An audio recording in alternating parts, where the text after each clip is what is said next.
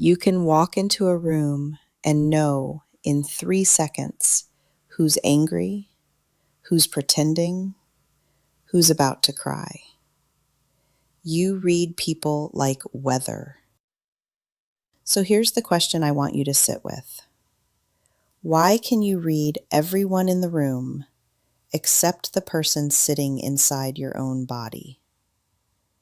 You think that's a gift, empathy, emotional intelligence.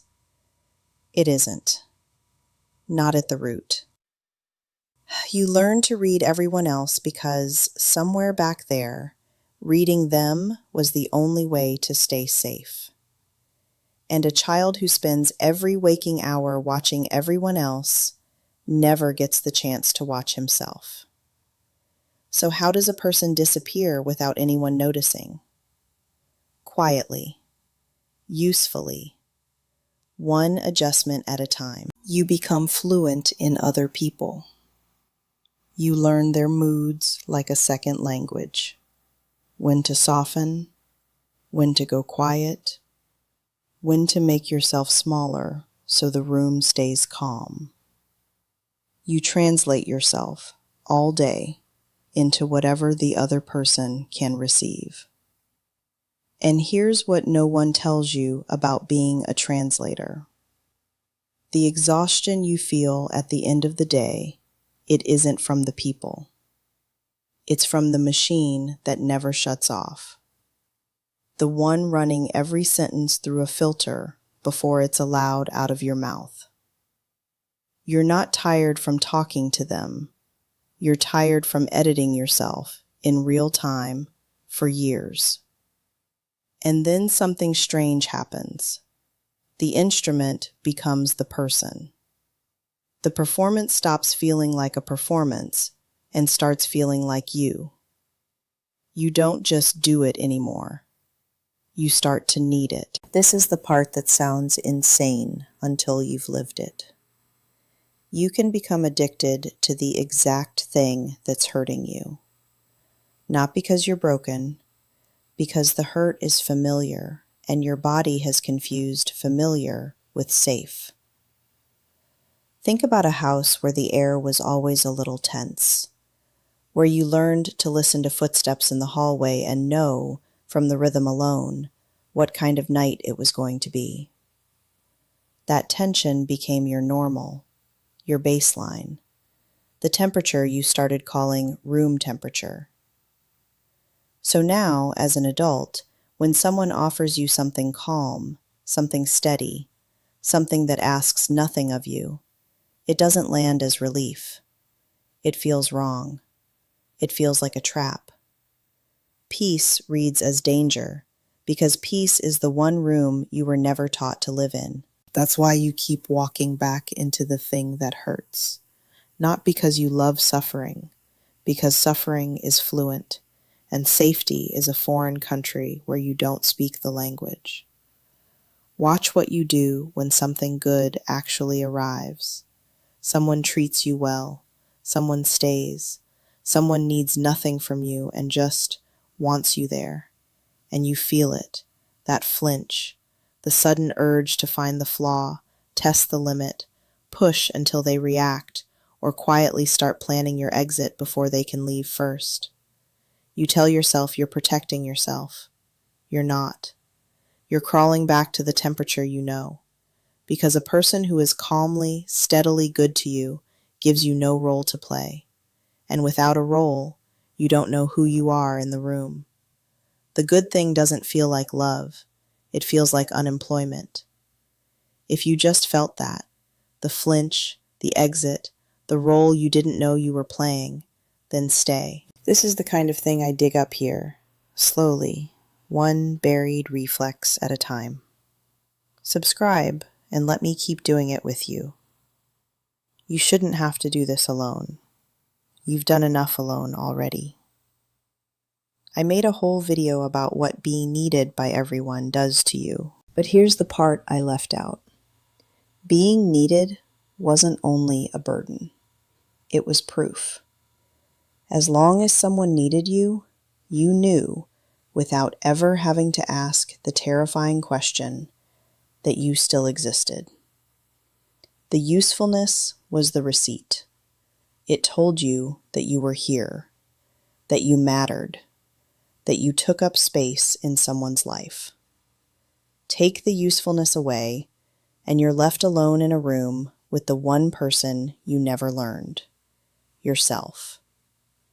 So let's come back to the beginning. You know everyone in the room. You know your mother's silences. You know your partner's tells. You know which friend is lying the second they say they're fine. And you know almost nothing about the person hearing this. What you actually want, what you actually feel, before you decide what's acceptable to feel. What you would choose if no one were watching and no one needed anything from you. You became a world-class reader of other people. And the price of that fluency was a quiet, lifelong illiteracy about yourself. Now here's where it gets hard, because you'd think the cure is simple. Just find yourself. Just come home. But when people finally try, it almost never feels like liberation. It feels like grief. And they panic because they think grief means they're doing it wrong. They're not. They're doing it exactly right. Because to become yourself, you have to let go of someone who kept you alive for years. The version of you that read every room. The one who always knew the right thing to say. The one who was needed, useful, easy to love, because they asked for nothing. That person was not a lie. That person was a survival strategy that worked. They got you out. They got you here. And real self-love, not the bath and candle kind, asks you to do the most counterintuitive thing imaginable. To hold a funeral for the most competent version of you that has ever existed. That's why it aches. You're not just learning to love yourself. You're mourning the self you had to become in order to survive the people who couldn't love the real one. And it won't happen all at once. Grief never does. It happens in small moments. You'll be mid-conversation and feel the old reflex rise, the scan, the adjustment, the instinct to become whatever they need. And for the first time, you'll notice it. And you'll have to decide, consciously, not to do it. It will feel like betraying an old friend, because it is. That reflex saved you once. Putting it down feels like leaving someone behind, at the exact spot where they once carried you. That's the funeral. Not one big goodbye, 1,000 small ones. Every time you choose the real thing over the fluent one. But stay with me, because this is where the wound turns into something you can hold. That radar, the one that reads every room, every silence, every shift in someone's breathing, it was never the problem. It's the most sensitive instrument you own. You just had it aimed in the wrong direction, outward, at everyone but you. Turn it around. The same attention you spent memorizing everyone else, you can finally spend learning the person you've been carrying this entire time. The fluency is real. You just have to point it home. None of this was your fault. The watching, the translating, the disappearing, that was a child doing what a child had to do. But the turning around, that part is yours. Learning yourself is the one responsibility no one can carry for you. And you, of all people, already have the skill. You were just using it on the wrong person. So before you go, one question. I read every comment.